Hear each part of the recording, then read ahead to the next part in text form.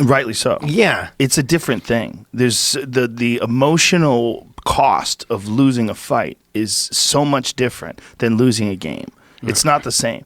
And there's a culture in sports broadcasting, whether it's radio or television, this just diminishing of people. There's this shit talking that goes with sports. You know, he always falls apart. That guy, that motherfucker needs to give his money back. He sucks. He this and that. And the other guy's like, oh, I can't believe you're saying that. And you could do that in sports radio, and people love it. Because if you're on the job site and you're listening to the radio and you're fucking hammering nails, you're like, you're right, he does suck. And there's a mentality that goes along with that kind of sports radio, sports guy talk. I hate that shit. I've resisted that from the beginning, and I've shit on those guys from the beginning because it's not the same thing. You're not talking about the same thing. You're talking about fighting. You're talking about unbelievable physical consequences, including, knock on wood, in our sport, it's very rare, but death. Yeah. No, it's true. But the other thing, though, too, is that you're criticizing someone for being a quitter and someone who's been there on every level of the game. Every level. But not only that, but then you look like you've never played basketball or baseball or any other sport in your life either. Hit mitts like that. I'm sorry. So you cannot criticize people. And to be on a talk show, like you're saying, those talk show radios,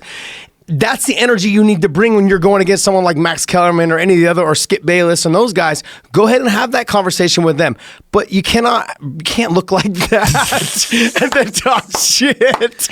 I'm sorry, man. That culture, the culture of the sport. Look, Max Kellerman is a different animal. Max Kellerman is incredibly knowledgeable when it comes to sports, and really so when it comes to boxing.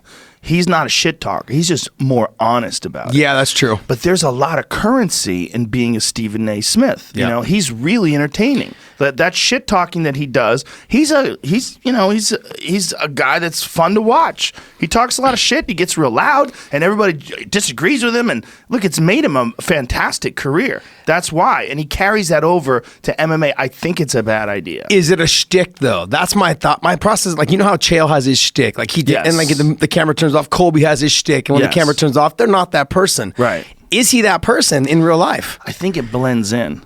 You know, or is it he just now inherited that person, so that's who he is now in real life? Andrew Dice Clay. Andrew Dice Clay. His real name is Andrew Silverstein. And the Dice Man was a character that he used to do in his act. Dice Clay is like one of the best impressionists ever. Yeah. And he does John Travolta and all these different people, and it's amazing. And in his act, he would do all these impressions, and he would do this guy, the Dice Man. And he would do these fucking rhymes, and he put this jacket on, and everybody loved that so much, he just became the Dice Man. And then after a few years, he was just Dice Man 24/7. He's wearing these leather jackets everywhere. Everywhere he goes, he's got weightlifting gloves on. Every time you meet him, he's got weightlifting gloves. He became this guy, right? And it's a thing that happens to people sometimes where people love one thing. You lean into your fans. And I think Stephen A. Smith, I don't know him as a human being. I've only met him a couple times. He's a nice guy. Nice guy to me. We had a nice conversation.